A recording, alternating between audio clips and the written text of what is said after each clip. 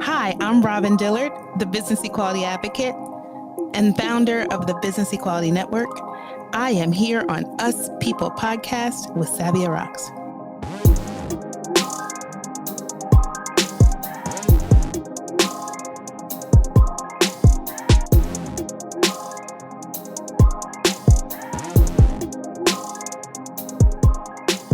Hey guys, and welcome to another episode of the Us People podcast. I'm your host, Savia Rocks, and today I am so humbled. We've had a chat already, but I'm so humbled to have Robin here with me. Robin is the founder of the Business Equality Network. She is also the Business Equality Advocate as well. So this is something that I know you guys are going to love listening to. Robin, thank you so much for taking your time to come on the Us People podcast. How are you? I'm wonderful, and thank you for having me. What a wonderful opportunity to talk to you, finally. Yeah, it's been a while, but I'm happy. Everything happens at the right time. I think you're right. Definitely. Actually, I know you're right. That's right. See, I like that. I like that. So, Robin, my first question for you is, could you tell me a little bit about yourself, but also where you grew up and how that influenced you to be the person who you are today? Sure. Thanks for that question. I grew up and am from Pennsylvania. And that is, in the U.S., central Pennsylvania, the capital city. And I now live in northern New Jersey, right outside of New York City. So it's a long story how I got there. However, I want to know. what I'll tell you is, as I end up there today, I am a self-styled small and diverse business advocate. I'm a change agent, and a good friend just recently turned me on to the idea of, if you're a change agent, get your cup of change or get your bowl of change. I like that. Or get your bucket of change. So I got a trailer, flatbed full of change. That's what I do.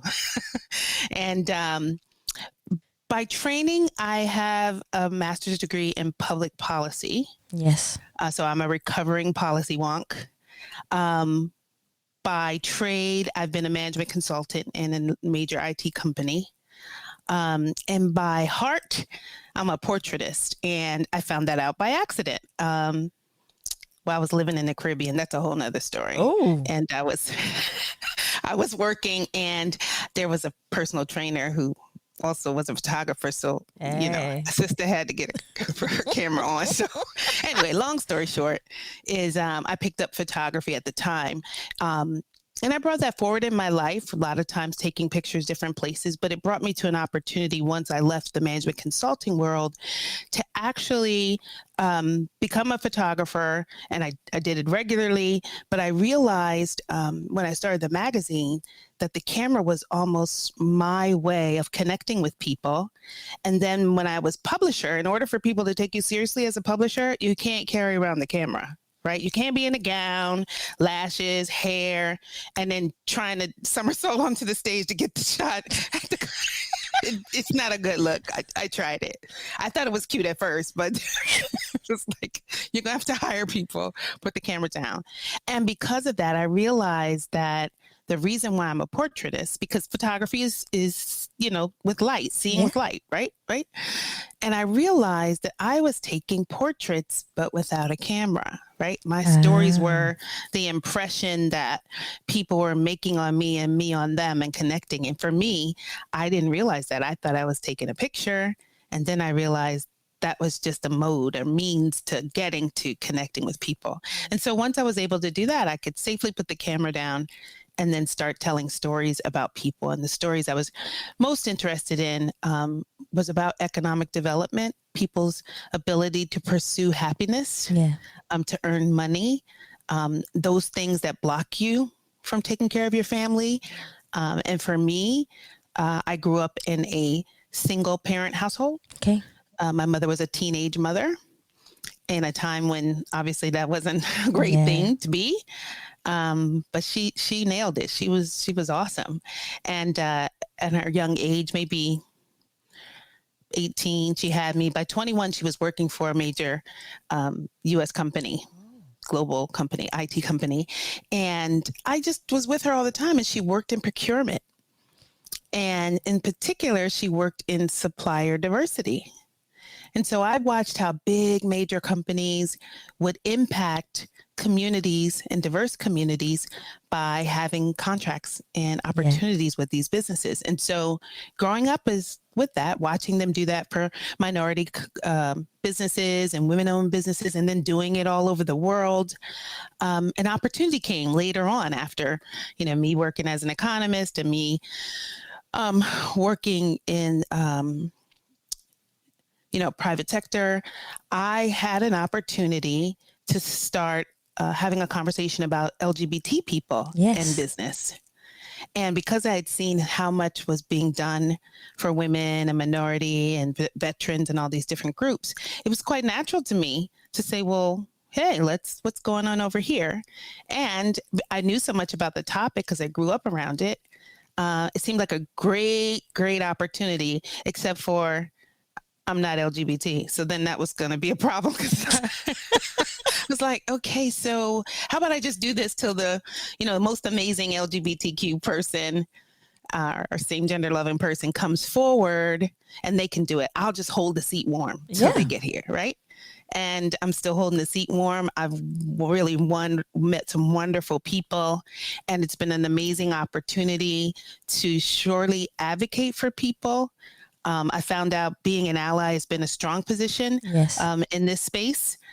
And I'm holding a space and facilitating conversations that take a group of people who have been marginalized, discriminated against, and really be a beacon of hope and a platform for having conversations about business. I like that. Right. And them being successful in business, whether they're business owners or they're professionals or they're corporate folks that have decision-making powers, really getting in on that conversation. And so my magazine is primarily about the LGBT community and in business. And it leads with that story, but that's not the whole story. It's also about everybody else who loves, being inclusive and the LGBT community and how we can make a bigger pie. We don't have to keep splitting the pie we have. And matter of fact, we can actually have cheesecake. We can just do all kinds of stuff. And that's what I believe. So I got there because of my mother, and I got there by following my heart. And I've really just had a great time creating a space that I feel good about making change in, a big boatload of change. That's what I want. That's what I like. It's definitely something that I'm on the road with you there too. So I definitely understand that. Talk to me about how you feel about diversity, because that's definitely something that I want to bring up. How do you feel about diversity, but also how do you feel about you being a part of diversity? What do you feel that you bring to it? Yeah, that's an interesting question. So I think when it started for me, obviously I've known I was diverse all along. I've had the luxury of working in very big employers for the U.S. federal government, and then for the company that I worked for is a major multinational company. And so those are really secure places a lot of times to be diverse, because if something doesn't go right, and sometimes you pray it doesn't, because you could get paid. Say it to me, please. But I'm not trying to make light of things that are difficult. I'm just saying it's not as hard as if you're working in a small business, or a lot of people who are feeling discriminated against are almost chased into being small business owners, because it's just a lot easier if I just don't have to deal with all of the issues in an office place. So to me, it's really important, diversity on a lot of levels. First of all, diversity is about the numbers. Yes. And inclusion is about making those numbers count. Yeah, that's true. And we're not just doing it just to do it. Right. It's about having people feel like they belong, so they can fully bring their authentic selves into any situation. And then the best part, which at heart, I am a collaborator on all levels. Like, I just want to make something that we couldn't think of by ourselves. Right. That's what I want my whole life to be about. Yeah. Bringing all the good ideas. And I felt like, that's what it's about. People call it diversity, but we're really trying to get to, new opportunities to think of things, to innovate, to solve some of the world's biggest problems. That's what we're really trying to get at. And unless people don't have to carry around the load of hiding or, not fully being there or making up or, giving genders to their spouses and whomever so that they can be accepted in the office when they talk about, if we could just lose all that, can you imagine how productive we could be? That is true. That'd be great. That is definitely true. Yeah. So one thing I learned about my family history, and most recently, I feel like as of 2019, there was a project over here called the 1619 Project in the New York Times. And it talks about how America came to be. And instead of believing a story about 1776 and a revolution, it's saying, nah, let's back it up a little bit. And let's go talk about that slave trade. And let's talk about who showed up where, when. And as an American and a Black American and African American, some of that history most of it wasn't taught to me. So I feel like part of the diversity and really embracing yourself and who you are, you got to understand who you are, and you have to understand it in context. So I think that's one of the drivers. And then having a child who shows up and what they look like is like everything in American history all mixed up in one. It pops out, a Black girl, blue-eyed, curly hair, light complexion. Everybody's looking like, what, and then your only answer is, you obviously don't know your American history. Yeah. And having to come to terms with that, and realizing that for her, it meant more. She had to have ancestry.com. She had to find out she wanted to get her sister card. Like we got to go find out what's going on here. And, so for diversity, for me, one of the things I found out by researching not only the genealogy, but also the family tree is in my family, there's a marriage equality story that goes back to the 1800s. Ooh. Right. So when I started doing this business as an ally and having a magazine, that was just prior to, Don't Ask, Don't Tell here in the U.S. And then it was prior to the marriage equality. But I found this story in my own family that's documented. It's a case that's part of case precedent in the state of Virginia, but Huff versus Welsh, where my great-great-grandmother and her, what do they call it? They call it a spousal partner, because you couldn't be married if you weren't two white folks back in those days. But they were together, and she was listed as servant in the census in different places. But her name was Lucy Phillips, and Lucy Phillips, hear this, was with John Huff. Oh, that's it. And they had 13 children. What? Yeah. On a farm in West Virginia. And these children, lived in the house. She lived there. At some point, he was even a Confederate soldier. So he fought for the South, and his brother as well. They shared their farm, and this Lucy was there. So I think when we think about American history and we think about what happened in the past, it's often painted one way. But there was a lot going on, and a lot of complexities and nuances, and people loved who they loved, right? And it's just, and I think what was so compelling is, in this case, she was they were not allowed to be married. And when he passed away, his property, his farm, could not be transferred to her. Yes. Right? Except for Lucy had another plan. Go Lucy. Right? Yeah. So the property actually went to his sister's, and she had passed away. Her husband, her widower, right? He got the property. Except Lucy said, "No, we're going to court."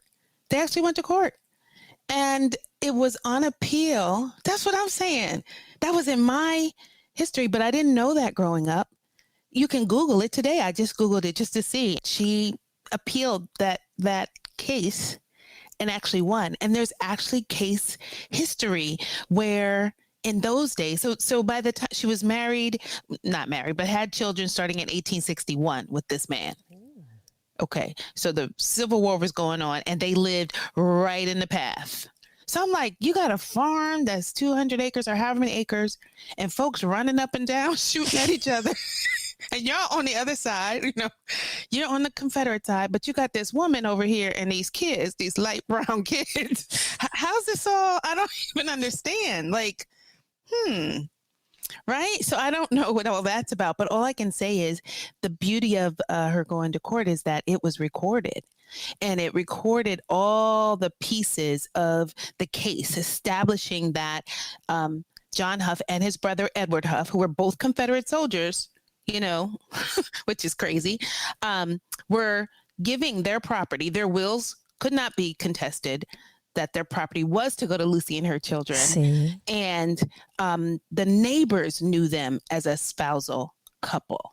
They went around and the people who had come to attest to the will, they were also in the trial, and they basically validated and said, yes, this is true. And even though the brother-in-law was contesting and his son was contesting it, the fact of the matter is the community stood up for what was right.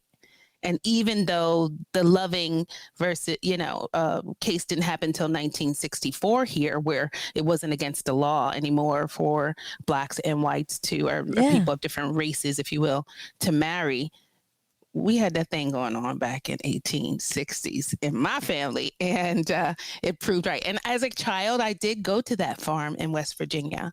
I knew my great-grandfather, and so that would be his grandmother.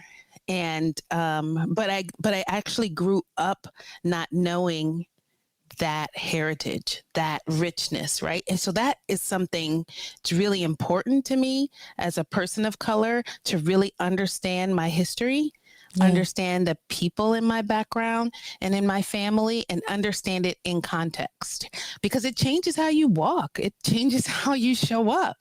It changes what you ask for when you sit down to say, yeah, you want me to play? Okay. Here's what I'm coming with, and this is what it's worth. It changes that.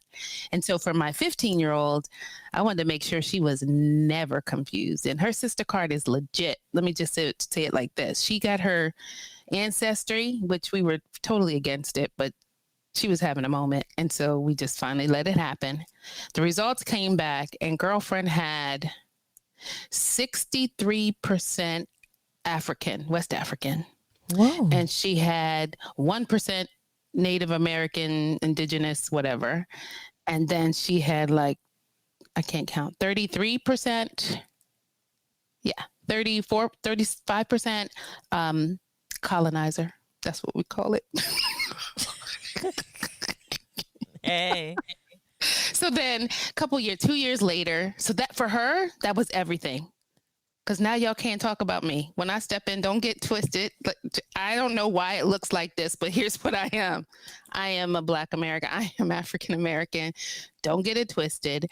And we were really deliberate about when we raised her, making sure she had a brown crayon when she's coloring. As a matter of fact, she didn't find out that her crayon needed to be a little lighter till about third grade. Third grade, she got in a room with some nice dark chocolate sisters in the class, and I guess somebody must have said, yeah, girl, you can't have that crayon because yours is different. And I remember going to the school parent teacher conferences and looking at all the pictures on the wall. It's second grade, and seeing some that had brown children and a dog, but too many kids. I was like, yeah, that's not hers. I'm looking.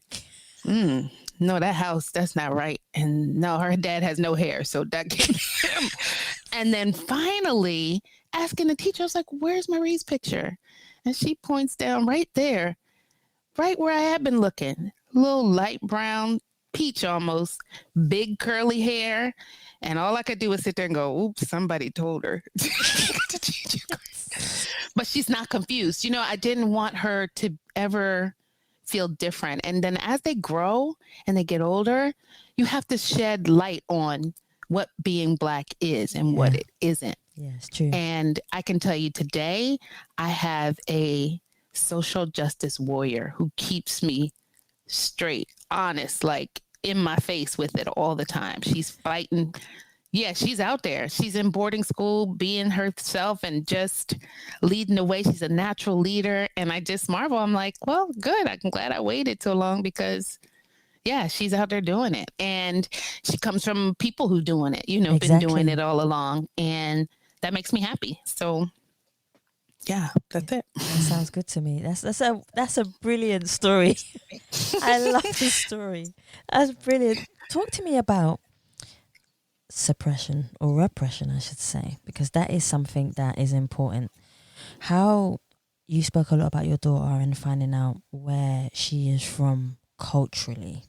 Mm-hmm. Cultures are a very important factor because even for myself, I am half Indian and half black. So my mother is Indian, my father is black. So them going together, culture. I would love to see my ancestry. That would be amazing. Mm-hmm. How do you feel about suppression, repression, all of it? And that's I didn't mean to cut you off. no, it's fine. Okay.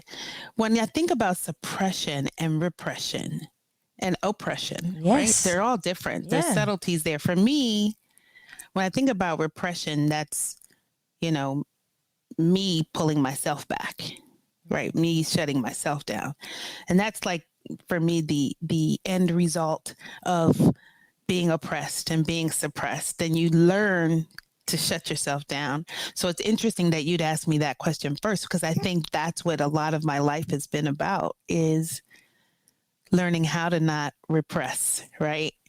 Because of being suppressed or oppressed, even through the generations. So when it comes to my daughter, I think that of sometimes your children, and I just have one, they're angels because they come here to teach you everything you need to get real quick. It's about to happen. Like, if you pay attention, because it's going to happen fast.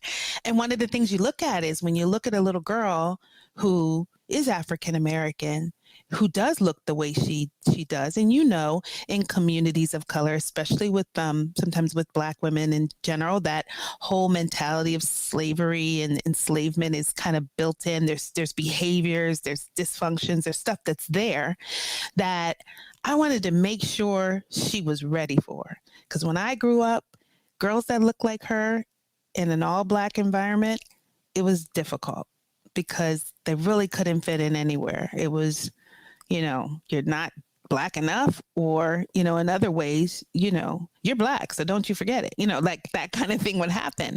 And when I looked at her, and I used to think about some of those girls, sometimes there were fights, you know, it's a horrible kind of a thing. And I looked at her and I said, okay, I like ballet and all that, but we're going to get some karate first. And that's what we did. We got the brown belt, 2nd degree. That's where she ended up. But that level of confidence, she kind of missed a lot of that baggage of oppression. She's not being suppressed because of the places we introduce her, the things she knows about, the way we talk to her. We talk to her like she's an adult, you know, a full being, you know, not try to, you know, of course, age appropriate, but she's an old woman at 15. She's at least 52. I'm sure she walked out of my womb full grown. She just need to learn how to talk and drive. And, you know, turn on the stove. And she can talk, she can turn on the stove. She's not driving yet, but, you know, I would just say that when it really comes down to it, it was important for me to at least look at my parenting and my relationship with my husband. And we are privileged to have her in our lives. And my job is sort of like orientation coordinator for the planet, right? I'm just here to kind of show you around, explain some things. Sometimes I'll get you out of trouble. I'll move things. And other times I'm just going to watch and say, looks like that hurts you. I really hope you figured this out, you know, because it's not my job to fix everything. I'm not raising a child. I'm raising an adult. And some of that adulting. And so the other thing is when I think about that, for her, it's been magical because she comes so ready, so able, so confident. And she did end up doing ballet and the Nutcracker over and over and over. So so glad when we got to that, when she discovered she loved soccer more, or football, as you call it. And then that's when we didn't have to do any more ballet. So even to this day, she is a soccer monster and she's confident. She shows up. And I think that's the result. So when I think about suppression, repression, oppression, all related, there are things we can take responsibility for, and doesn't make whatever happened to us or whoever came along and did those horrible things to us, or people in our past or our heritage, or people in our ancestry or whatever. Yeah.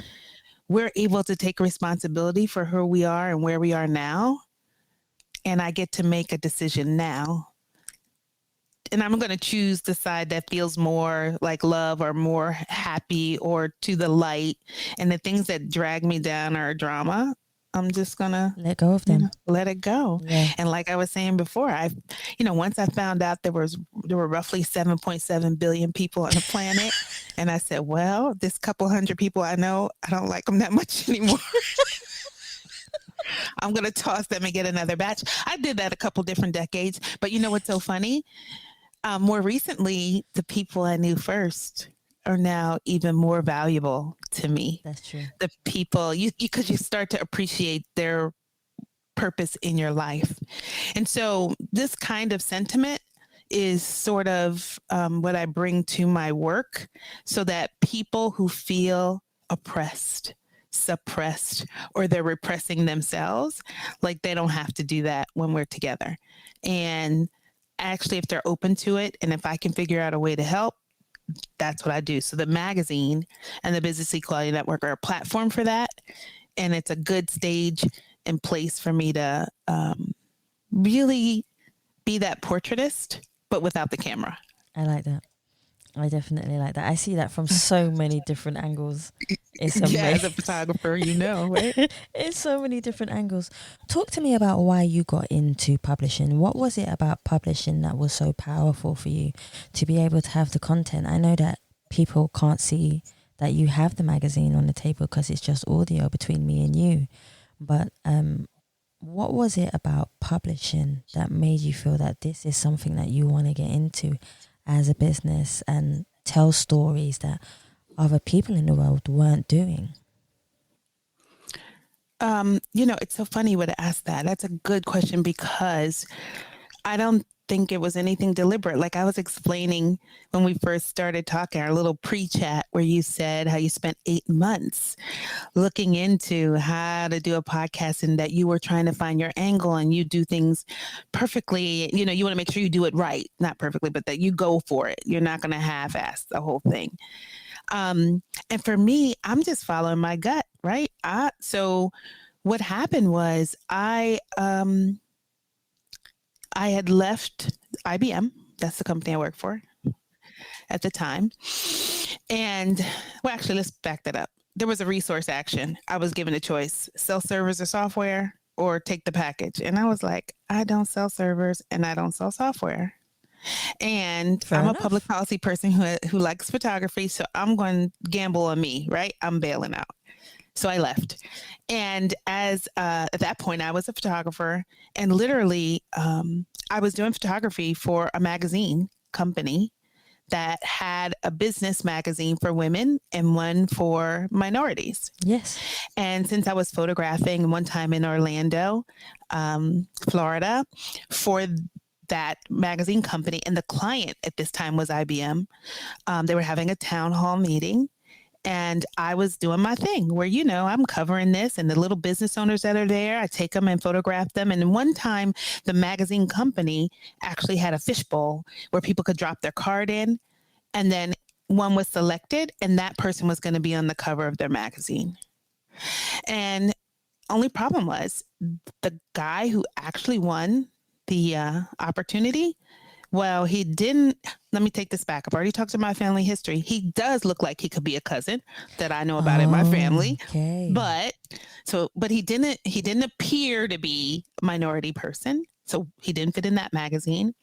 And he was definitely expressing as a man, appeared to be cisgendered, so he's not going to be in the women's magazine, right? So I asked the question, where's his story go? Yeah. And then when I found out, well, he's actually LGBT. And I didn't know it at the time, but we ended up the first magazine that I bought a license to because of this guy. They had a minority magazine and a women's, but they didn't have any LGBT and they didn't know anybody LGBT. And when they saw how I handled it, and, you know, the reality is the company ended up being a bit homophobic, and that's a whole nother story, right? But they saw the opportunity originally to have a magazine that focused on LGBT-owned businesses. And I saw it as an opportunity. Hey, maybe I could do this because I understand. And because at the time my mother still worked for the company, what I thought was they were being a little bit different in how we were going to handle this guy compared to the way we handled the minority people and the women. So I said to my mother, hey, are they homophobic? Because, and she paused and she looked at me and she said, not for long. And next thing I know, the magazine folks came back and said, oh, you need to take a picture of that guy. Yeah, go ahead and do it. And I was like, okay. I took the picture, and it ended up, he was in my first, I ended up buying a license from that company to run a magazine for the LGBT community. And that guy was in my first magazine with that article. Yeah, so that was back in 2012. And the reality is, moving forward with that, this platform of a magazine became a discussion point, you know, a place where people could have robust discussions about businesses. And since I knew a lot about how supplier diversity programs work, because that's what my mom, you know, what your parents do, whatever they do, you know all about it. I'm sure if your father or mother or caretaker is a rocket scientist, you know all about rocket science. You know, if they surgery, they delivering babies, you know all. You just know it. It's just, and so that's what I set out to do, was to create a magazine. I ended up leaving that company early 2016. We couldn't come to an agreement, and being able to operate together, and me seeing my vision and how I wanted to contribute to the world just didn't line up with what they were doing. Made a decision to just jump ship and start over. I figured if I could make that, I could make something else. And the great thing about it is I was smart enough not to be a wage owner, not to be an employee of their company. I knew that my intellectual property, because of working where I had in the past, is mine unless I give it away. And so we're not giving it away. I'll share it with you. And so when it was time to go, I just left. He kept the logo and I rolled with my model. And then I enhanced it and created my BEQ Pride, which is something I'm proud of, because it's just a place to connect with people that people don't otherwise see or understand that they're there. It's not a celebrity. So it resonates with me that you're not looking for the people that everybody sees on whatever list. This is about finding the people who have their sleeves up and they're getting it done now. Yes. You know, and giving, making a platform and allowing people's stories to come forth. And in this case, the fact that a person is LGBT obviously is important, but it's not the center of the story. It's the humanity that's first. And so I'll just continue doing this as long as I can. It's expanded a great deal for me. I'm able to do consulting, my own work from, you know, as if I were in corporate America. But I also have this place to have conversations with people like you and LGBT people and people that are open. And it's global in terms of the reach. I can see people visiting and engaging with the content on the website from all over the world. And, you know, it's just, I actually forgot your question now. I love it. Where are we going? I know where I could go, but because I got a flatbed of change. I like it so much. Oh, you asked me about publishing. Yeah. So that's it. I wasn't a publisher. My background's in economics and in public policy.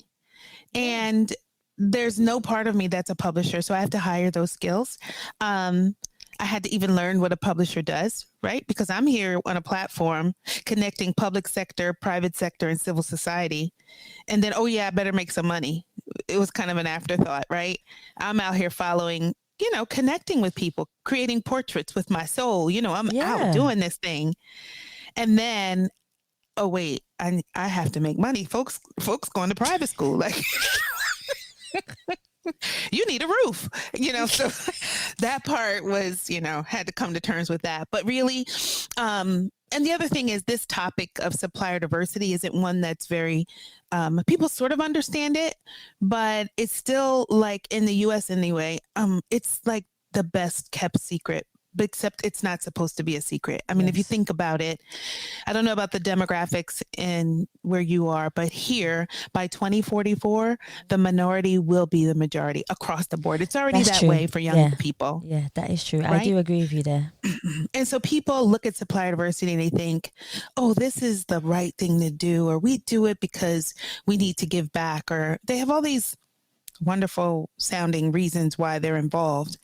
But because the economist in me understands that if you don't tap into this talent and get this thing right now, we all will perish.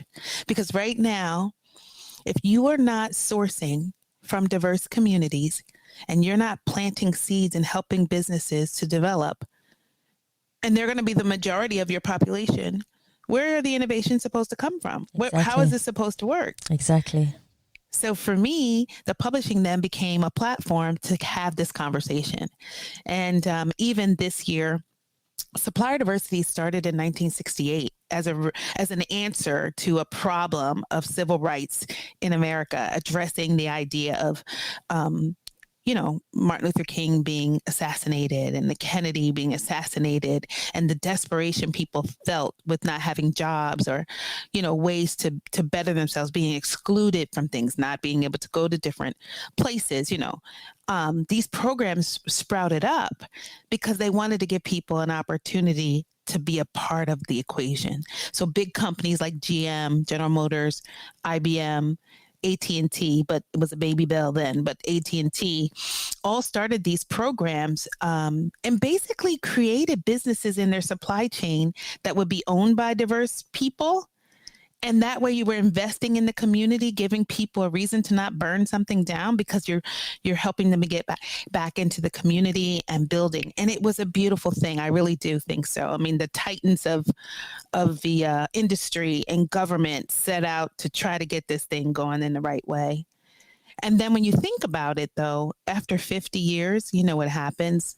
Money's in there, reputation. It becomes this, huge industrial complex around this topic. Yeah. And maybe the reasons why you started it, like that's kind of lost. We're measuring things and we got conferences and we've got all this wonderful stuff going on. But have we actually grown the number of diverse owned businesses in our supply chain? No, not so much. No. As a matter of fact, there's millions and millions of small, diverse businesses in the U.S. with fewer than 30, 40,000 certified as such. Now, to me, that's a huge gap. Where's everybody at? They're making stuff. They're out there. So it's about sourcing. It's about finding them. And so that's what I'm looking at. Is the economist in me is believing that there's an opportunity to tap into a larger population of diverse talent. And supplier diversity is a way to sort of tap into it. You can have a supplier diversity program to help you make your goods and services that you sell as a big company to someone else. You could actually use your supplier diversity program to find new routes to market, new markets you never knew about, so you can make money. And you could actually use your supplier diversity program to have routes to talent. So some of those small businesses, you could actually hire them, their talent, their expertise, their people. And guess what? You don't need to have those people on your payroll, right? So I think the model of supplier diversity, the way it was built in 1968 and the way it evolved for the last 50 years, it answered a problem that existed in the 20th century. In the 21st century, things have changed dramatically. But that big beast of supplier diversity, it's not so easy to move. It's not so easy to yield. It doesn't want to stop doing the things it's been doing and banging its head. And I want to be a part of that new history, a new way of looking at inclusion. So it's no longer for me about supplier diversity, about the supplier numbers. It's about inclusion and making the numbers count. And even more than that, making sure that folks, even in my magazine, BEQ Pride, know that it's really about them feeling as though they belong, that they can show up fully and authentically, create all the magic and wonderful things they do with their businesses, and that those businesses will be seen and be given an opportunity to bid for opportunities, that they would be inclusive. And so that's kind of how I see publishing. So it's a tool and a means to an end, and I'll figure out how to make me rich one day. But in the meantime, it's a tool, and it's a way to connect with people. It's a way to let me still be a portraitist and make a difference. Do you know what I think, Robin? I think if you authentically enjoy what you're doing, you'll just become rich naturally with it. And I think so too. And they always say to me, everyone, like before when I was telling you about my grandmother, when she told me about me just having my voice and using it naturally, just let it be. I think that should be for anybody who is creative, for anybody who is in business. When you love what you do 110%, before you even realize you'll have everything, and you won't even realize that you have it. And I think that's the beautifulness of just doing what you love. Yeah, I believe, and I'm hopeful that you're right. Because at this point in my life, with all this gray hair, it looks good. I don't know what you're I do like about. it. I'm not saying I didn't like it. I'm just saying there's a lot of it. I want to say that it should work that way. Now, I've been here long enough. I've seen all the other ways, and it's that I'm going to follow my heart, do what I love doing, put in the world what I'm looking for. Exactly. Right? Because I had a mentor tell me many years ago he would say to me, Robin, don't ever look for something in your future you're not willing to put in place. Exactly. So I'm putting this in place. And I think the result is, like you said, a happy and fulfilled life. And there's riches in that, obviously. And I'm excited. I'm excited about it. And even in the wake of a global pandemic and the devastation that's been seen here, especially, there's still hope, right? A lot of people suffered, a lot of people hurt, and we all had to kind of process through seeing George Floyd murdered and all the other horrible things and things that have always been going on, but we just didn't pay attention or weren't able to see or clearly didn't understand. Having that pandemic and having to stay home forces you to look at a whole lot of stuff. Besides the messy closet and the messy drawer, file cabinets, it's that reckoning with, wait a minute, I don't want to spend another second on this planet not doing exactly what I need to do. Life is too short to achieve it. That's right. That's what I've learned, and that's what I'm going for. I'm going for broke on the inclusion. Engaging with people, human to human. I would love to see how things have evolved for you in 3 to 5 years' time. I think that would be definitely another interview that I would love to have with you, to see how you see things and how the business is. That'd be great. That'd be pretty cool. My next question for you, I only say this question once. I'm not allowed to repeat it, but there's a reason behind it. Because I want to know what sticks in your mind and what you want to talk about. Okay? So my question is power, perception, culture, judgment, class, privilege, diversity, love, pride, ego, race, honesty, and prejudice. Which ones of these words resonate with you, and which ones stand out, making you as an individual want to talk about them? Well, the one that stands out most is privilege. I believe we all have privilege, and we can exercise that privilege to share and make space for other people. Yes. So even as a Black or African American woman in the U.S. in 2021, I have a lot of privilege. Yes. I could have been born anywhere else in the world and things could be different. But I also know that there are people with more privilege, but I'm not going to worry about that. I'm just going to deal with what I have. And so that sticks out to me. You can't repeat. I think privilege just overwhelmed me when I heard that word. Yeah. because I think it's not taking the victim posture. It's taking the warrior, the hero, the savior. You know, it's you can put it wherever you want, but the reality is you can use your privilege, whatever privilege you have, how small, and actually make something different and make something better for somebody else. Yeah, I agree. I totally agree. Is there anything else that stood out for you? Or was that your main one that you think, yeah, Savia, that stuck out for me? Well, I will say you did mention there were 70 questions, and that's not one I read on the list. And that long list of words, I had no idea where they were going. So once I found one that I could lock into, I lost all the other ones. I love that. I mean, I know there was diversity. I know there was inclusion. What it sounded like for me from the list, it sounded like words that are a part of my life.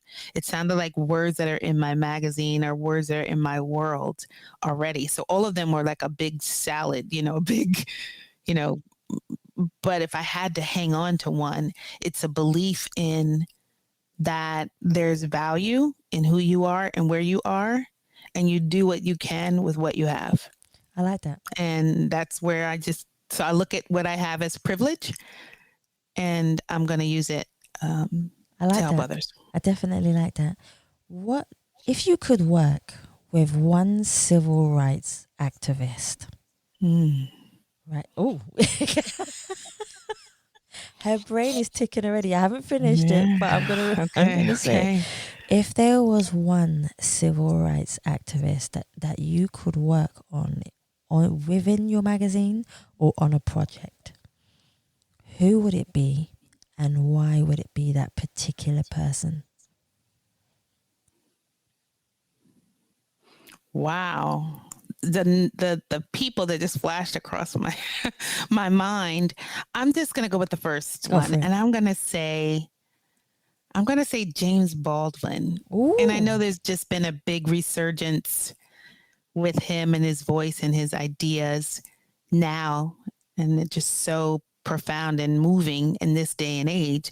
I'd say just to be in a space with someone who was so clear about who they were and how they showed up unapologetically, just to see that in action and to be able to tell those stories and be in those meetings and trying to make a difference.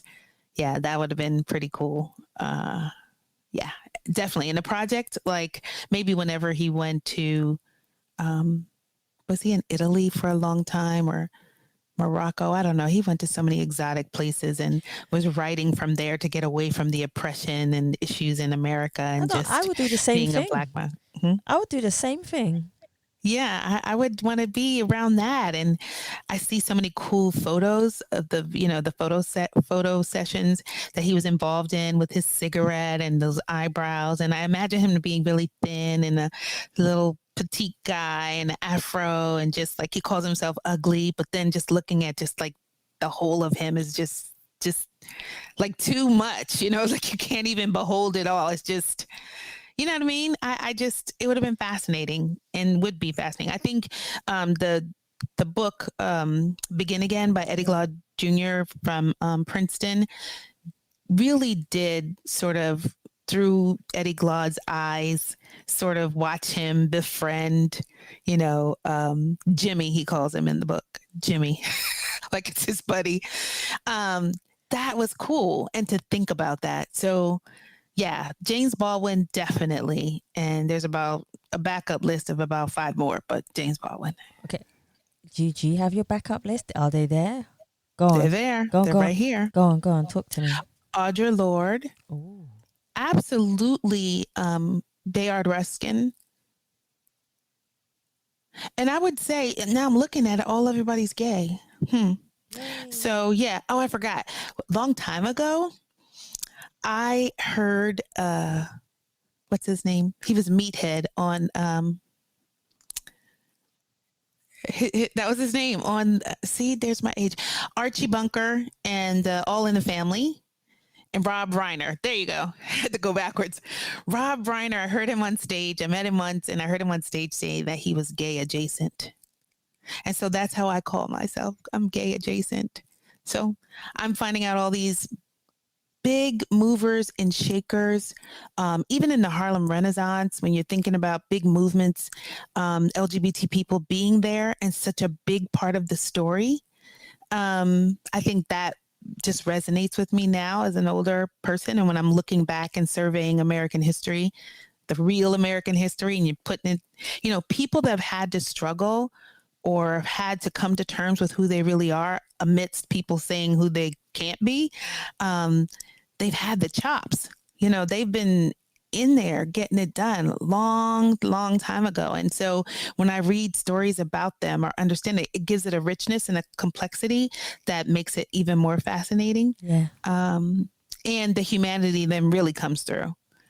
Because if they are so different in the way you would approach things, you find out, or on the surface, it looks like it's so different. You find out it's so not. That's true. It's human, right? Yeah, it's definitely true. I love that. So, yeah. What are you most proud of? I'm sure you've said something similar, but what are you proud of that you stand for as an individual? I'm very proud of being a mother. I can tell. And a wife. And very proud of creating a space where her voice, whatever it is, like to not want to disrupt it or just, let it happen. So I'm very proud of it. And I think just getting to be this age and stage in my life where I can see the beauty in everybody's differences and how they show up. And it's really not about, what this person didn't do or say or who they are or aren't. It's we're all here as tools. And when you see someone's gifts and you can see them as tools and you can figure out a way how to work together and get something done, I think that's what's most important. I'm proud of that skill at this point in life. I'm trying to figure out how they get people to, pay people for that, but I'm still. I told you it will come, Robin. It'll come. Right. That's right. I forgot. No. I'm serious. It really is that. It's that ability to honor other voices and to be able to see the beauty in the humanity of the other person. Mm-hmm. And for the few people that just piss me off, that one boss who just, if you saw him, like, and it was, yeah, honey, yes, I had a couple of those. And even the guy who was the other magazine that I was working with, there was a time when that would just eat my lunch,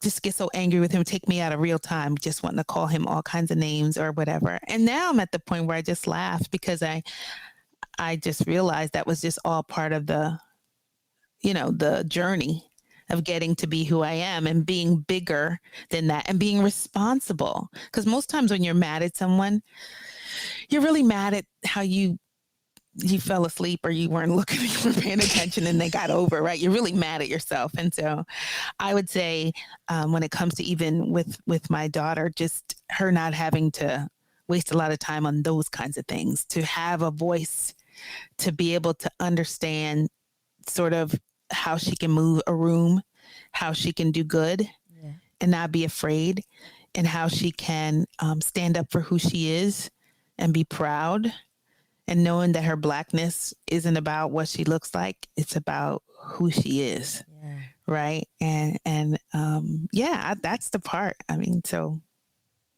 that's really it for me. It sounds good to me.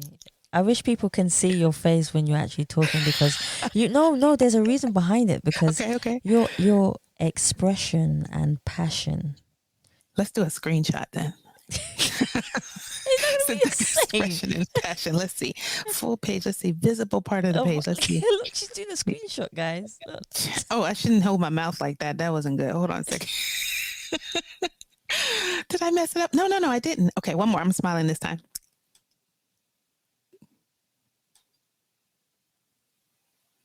Okay, that's good enough. It's good? Okay, cool. I tried to stay there as long as I could. I was you did it. I like my cheek. So now we can let people see it. I'll tweet it out. Yeah, tweet it out. Yeah, that's a good idea, actually. Tweet it out. Yeah. This is what she's talking about. Now, this is so fun. When I grow up, I want to be like you. I want to get a big microphone like that and talk to lovely people across the pond. Yeah, it is literally across. It literally is across the pond when you say it like that. And that's how much technology has evolved, that I can be sitting in London and you can be all the way where you are, and we can literally have a conversation with each other. A real one. And there's no obstruction. Nothing. There's no noise in it. And we can record it and share it with 7.7 billion of our friends. Right. I imagine and you never know where it will land. Or whose phone is going to end up. Yeah.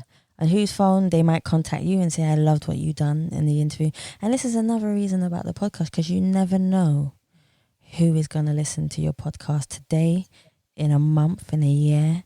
It doesn't matter about the time. It just matters about the fact that they did. Yep. And it resonated with them, and that's so important. Robin, I only have 2 more for you. Yeah. I want to ask you a hell of a lot more, believe me. Okay. Okay, I'm ready. Rapid fire. Go ahead. Right. You ready? Okay, let's do this. So my second to last question for you is, what would you like your legacy to be when you feel, and only when you feel, that you have done enough in life and you feel that this is it, I am done? How would you like people to remember you as an individual? Wow, that's a wonderful question, and a little scary because, geez.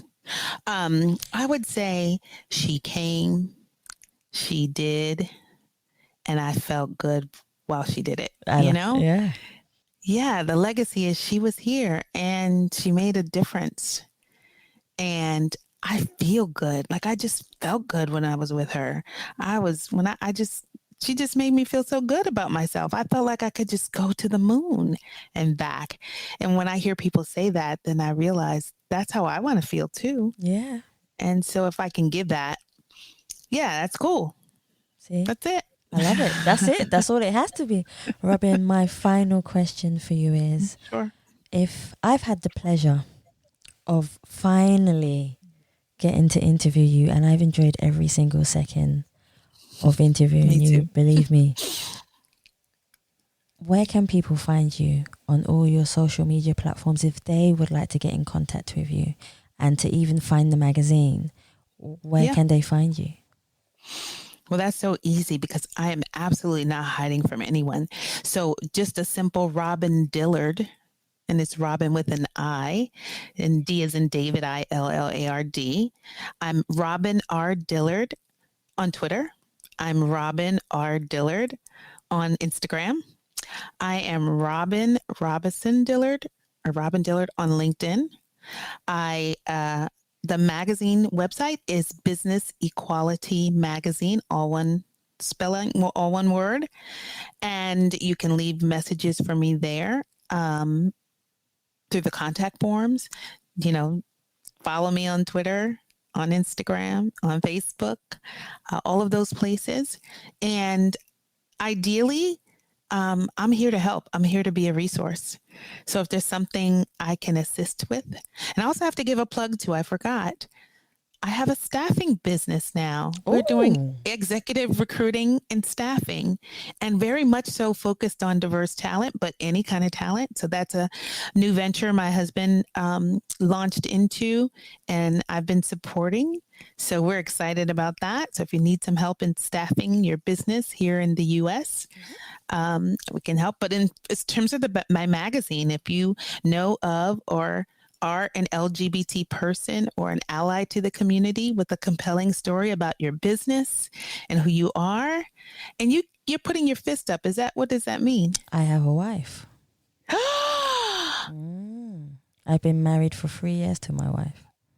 We've been together for about 7 years. Get down. I'm going to get down. I love that. That's why I didn't even know. Yeah. I just thought you were with the cause like everybody. I'm an ally. I don't assume, I know what's going on with everybody. I Because like it's it. like an afterthought, right? I'm Yeah. here connecting with you, the smile, the hair, the stories, the voice. The fact that you have a wife is just icing on the cake for me, Yeah. right? It's just, Yeah. it's just a little extra. I Yeah. feel privileged to know that. Yeah. And now I know who's going to be in my magazine. Is she camera shy?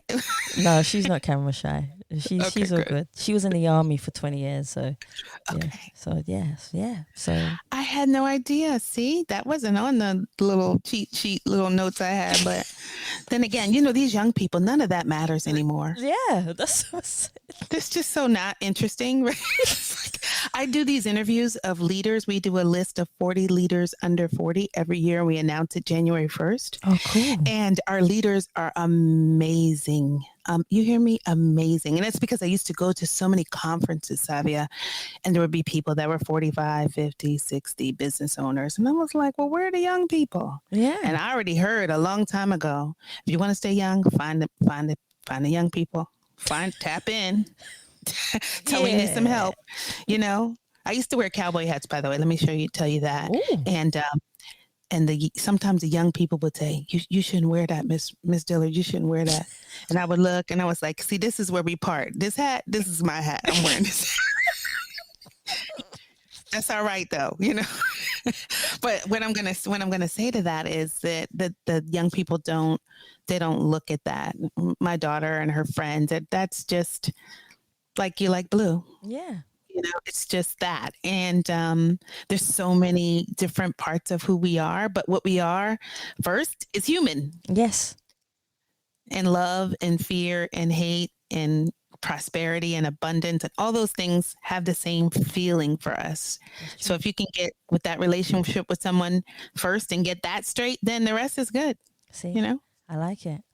See, so promise me you'll be in my magazine. That would be so awesome. Okay, because we're on the pod, I promise you I will be in your magazine. Who knew? Wait till I go tell my husband. He's gonna be like, she's gonna be like, he's not surprised. He's just never surprised. I can walk up my house today and I can find 10, 20 different portraits with my soul of people. But now I have a great impression of who you are and what you do for the world because I've experienced it firsthand. And I want to tell everybody I know about you. Well, I'm humbled by that. And I bow down to you for that. So likewise. Yeah, definitely. Robin, I don't even want to go now. So me either. Let's hang out. No. No, I know when there's no more COVID, I'm all those trips you didn't take before. I was so busy working. Yeah, honey, I've switched that up. I've made a list of countries that I want to go to do photography and do beautiful landscapes. And I also made a decision that I'm going to do exhibitions of different countries to represent different cultures, to let people know who haven't been abroad of what different countries and different people and different cultures look like from a different perspective. Yes, because it is so subtle. Guilty pleasure. Okay, so this is funny. I've been watching, I just found this Netflix series. It's been there forever, so I'm late. But it's called Offspring. And it was started in 2013, right? So anything, if they're Australian, New Zealand, some part of the UK, certain accents, you could just read the telephone book and I'm there. I'm listening. I can't, I have to. So I watch all of these BBC, whatever, whatever. If they're speaking they have that accent, I'm down. I'm in it. So the other thing that's funny is this Offspring is so messy. When I explained it to one of my aunties that live in Texas, I said, you would love it, Auntie Billy. It is so funny. And the characters, and this has happened and that's happened. And I heard about curried egg. And, I hear all these different things that are different than where we are here that are commonplace there and in the UK as well. And the thing that's so funny is their lives are so messy, right? And sometimes on TV here, Black folks are depicted certain ways, right? So my husband says to me, well, how come you like that show? You don't watch any Medea or, what's his name? Tyler Perry. No, Tyler Perry. You don't give Tyler Perry any kind of love. I mean, I bow down when I have to for certain things, but it's not my nature to watch the Chitlin Circuit plays. I'm just not feeling it. but he said, but you'll watch that. I said, well, you know what? It's some relief in watching messy white people. It just really helps me sometimes to see it's not just us. Everybody's lives have drama and craziness. And he just looked at me and laughed. We were cracking up. I was like, I think that's why I like it. Because the stories are so human, right? But the people don't look like me. Right? They don't look like me, and I can watch it happen. And it's like, oh, it's so validating. So Offspring is my newest show. I honestly, when I have any waking moment, I'm watching that doctor do her thing. And, you know, the story about her delivering a baby from a nurse that used to work with her. Yeah. And that baby is actually her father's illegitimate child with this woman he met on a cruise. Like, it's just so... that and Bridgerton, like anything that's got Black folks set up in a way that you don't expect them, or for me, a white community but set up in a way that, you know, you're not expecting. It doesn't look like Orange County, you know. Yes, that's true. California or whatever. Yeah. It looks like I love it. I love it. So I have to go visit those places. I have to go to Broadchurch and look off that cliff they always shoot from the water. I just want to go see all of that. And now that COVID happened and it looked like you can't go anywhere, like I'm determined to get some of these places. Oh man. Anyway, and have curried egg and tea all the time. I just don't understand how people drink tea all day, every day. And these little bitty cups, like I would just stop it. I'm like, how do you have tea and it's just a swallow? I don't get it. I need a trough. I had this big thing, you know. I'm drinking. So I just got to and the other thing is, when I get to Australia, I'm going to flush the toilet to see if the water goes the opposite direction. Way. Yeah. Yeah. That's true. And I think it really does. It does, right? Yeah. It goes the opposite way. I'm just going there to flush. Yeah. And yeah, you'll be fine. Don't worry. It goes the opposite direction. And you know what? Film it, because you're going to want to remember it. Yeah, it might throw me off. Yeah. No, that's kind of it. I'm ready to explore and be. And you know, the other thing that you pointed out about being able to be, you know, 5 time zones away, another part of the world, like you're into the evening now and I still have daylight, and we can connect like we've known each other forever, right? You still have the human experience, even though there's technology between us. But that also applies to our businesses as well. You know, I marvel at the people that I work with to make my magazine happen that I've never seen. Sometimes I don't talk to them for years at a time. And then finally you hear their voice and it's so unbelievable, because you're like, we've been chatting all these years. You've been running my, you know, whatever part of my business, and I had never talked to you before, you know. And it's fascinating that we live in a world that moves so fast, which means we should have time back to do all these other amazing things to connect with people. That's because true. We don't have to worry with all the busyness. That's true. So. That's true. I totally agree. Oh my goodness. I feel like I had the biggest treat. What's the biggest treat? From now on, if anybody invites me to their show to talk, I'm going to say, show me your gay card. Do you have one? Let me see. Show me your gay card. Right? Because, you know, springing that on a sister after the show, right? That's funny. Well, it's still technically the show, but it's yeah, at the end, right? No, but it's a beautiful thing, because it's an amazing part of who you are and how you identify, and it's beautiful. It's a wonderful thing, but it was just an afterthought in terms of us connecting. Yeah. And it was obvious that I'm an ally, right? But you didn't exploit that. You didn't say, oh, why do you care so much about gay people? You just gave me the fist up, and I thought that was just right on. I didn't really. Well, it was that too. But I was, you know, just saying, yeah, you know, you're representing for us. And I'm part of that, but you don't know it yet. I'll tell you soon. Yeah, I was telling you about my family. We have marriage equality first. What you talking? Yeah, like, come on.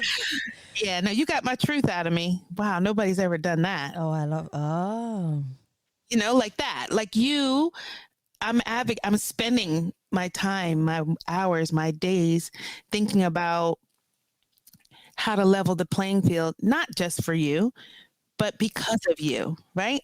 because when I started in this space, most of the time, what I was seeing in business environments were cis white men.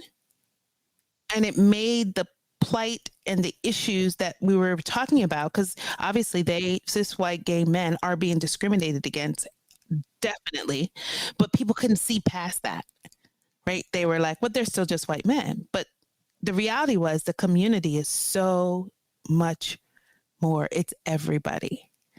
And I was always determined to find the people in it that were women, more women, definitely people that look like me, people that identified in the way that I do. And when I felt like when I could reach that and really illuminate this human experience there, like things have got to get better. Yeah. I mean, I'm banking on that. So you caught me.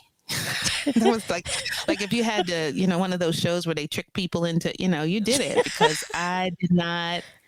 You know what? Did not guess. You know what? I think I might get an email from you like tomorrow or the day after, and you're gonna be like, Savia, you really still got me.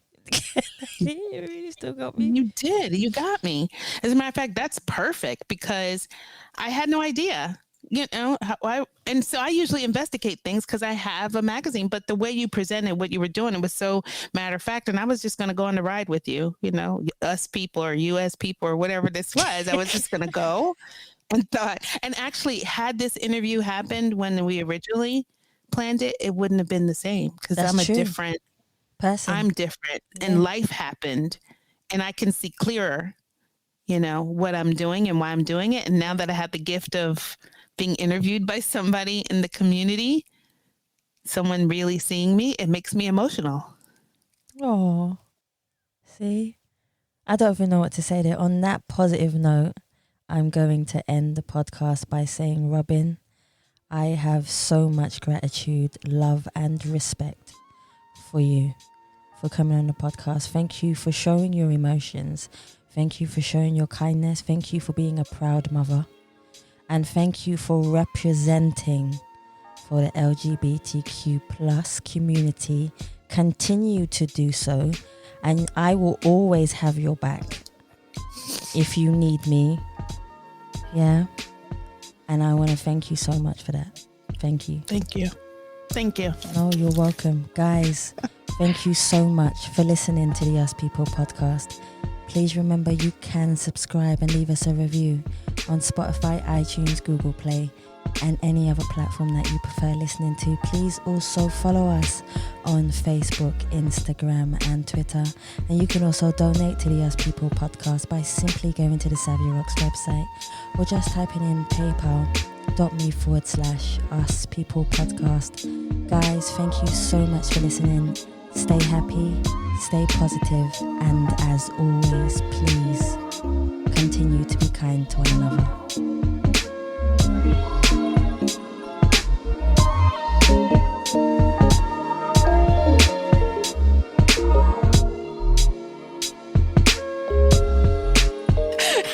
Thank you. Anytime, call, write, send a pigeon. I don't care. Whatever you need from me. And your emails are so thorough, right? At first, I was so much information. I was inundated. Now it was perfect. And when I asked for talking points and you actually sent them, and then I went to look for them, and they were those questions, I was like, wow, she actually wants to know about me. This is going to be easy. So I actually wrote answers.